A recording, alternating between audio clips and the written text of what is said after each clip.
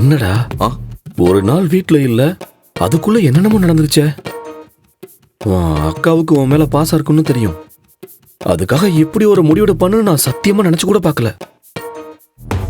இந்த சந்திரமுகிக்குள்ள ஒரு அம்பி இருக்கதான் சேரால. என்ன மாம்சு, சந்திரமுகிக்குள்ள அம்பியா? உங்க காம்பினேஷனே நல்லா இல்லையே.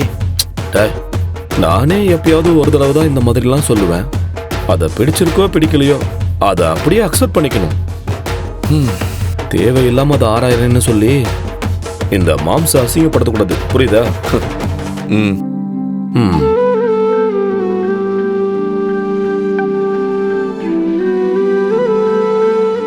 ஐலி, சிவா ஏதாவது சொன்னானா? புரியல அண்ணி, நீங்க எதை பத்தி கேக்குறீங்க? நான் எடுத்திருக்கிற இந்த முடிவை பத்தி அவன் ஏதாவது சொன்னானா? அவரு சொல்றதுக்கு என்ன அண்ணி இருக்கு? நீங்க இப்படி ஒரு முடிவெடுத்தது எங்க 2 பேருக்குமே சந்தோஷம்தான். ஆனா ஆனா என்ன? நீங்க இப்படி ஒரு முடிவெடுத்தது மத்தவங்களுக்கு பிடிக்கலல்ல. சிவா அதை நினைச்சுதான் ஃபீல் பண்ணாரு, மத்தபடி எதுவும் இல்ல. அம்மா, நீங்க 2 பேரும் வந்து உட்காருங்க. சிவா அக்கா வா, வந்து உட்காரு. சரிங்கக்கா. வாமா இந்திரா, உட்காரு.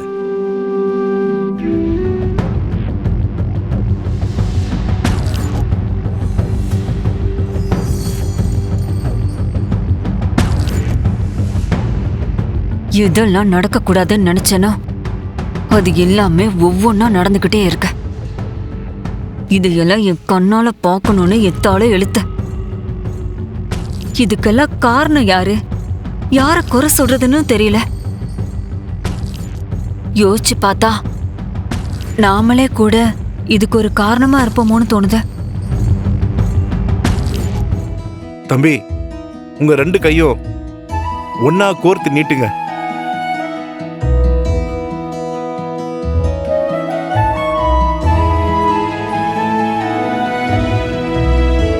அம்மா, உங்க 2 கையாலையும் தம்பியோட கைய பிடிங்க. சரி.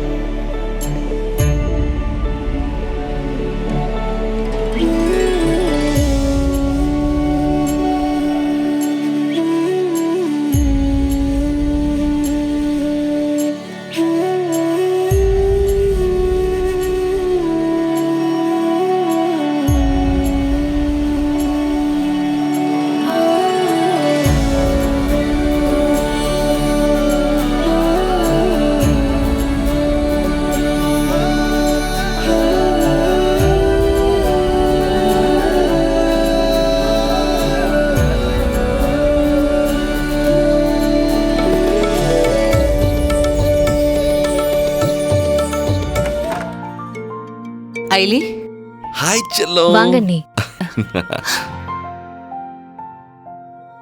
என்ன சொல்றான் என் தம்பி? உங்க தம்பி தானே. நாமெல்லாம் சீரியஸா இருந்தா இவரு விளையாட்டுத்தனமா இருப்பாரு.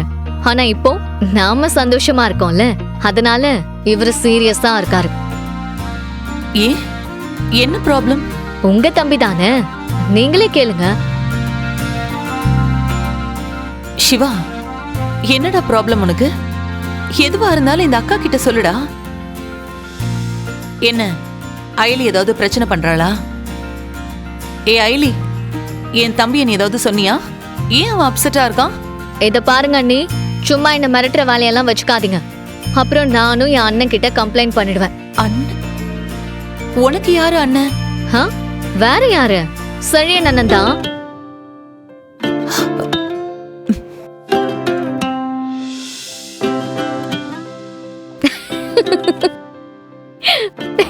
இவங்க 2 பேரும் என்ன கிண்டல் பண்ணி சிரிச்சிட்டு இருக்காங்க.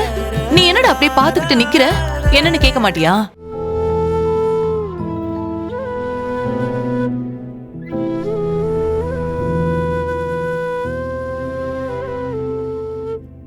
சிவா, என்னடா ஆச்சு? ஏன் ஒண்ணுமே பேச மாட்டேங்கிற? என்கிட்ட ஏதாவது சொல்லணுமா?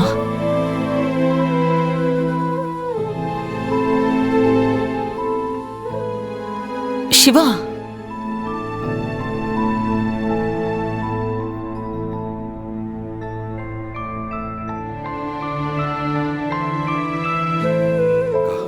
உங்களுக்கு என்ன பிரச்சனை வந்தாலும் கடைசி வரைக்கும் நான் உங்க கூட இருப்பேன்.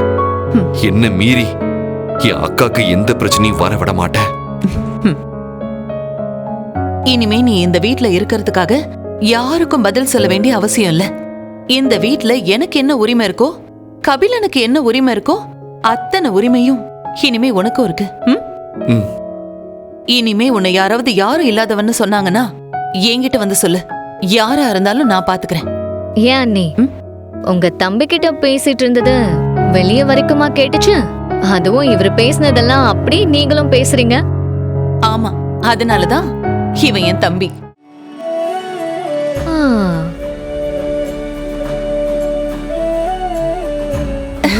பாத்தியா பாவை, உன் மாமா ஒரு வழியா சிரிச்சிட்டாரு. வாங்க செல்லம். பாவை குட்டி, செல்லக்குட்டி, இனிமே நான் தான் உனக்கு தாய் மாமா. ஆமா பாவை, உனக்கு என்ன வேணும்னாலும் உன் மாமா கிட்ட தான் கேட்கணும். ஆமாண்டா செல்லம், நீ என்கிட்ட என்ன வேணும்னாலும் கேட்கலாம். மாமா உனக்கு கண்டிப்பா வாங்கி தருவேன். ம்?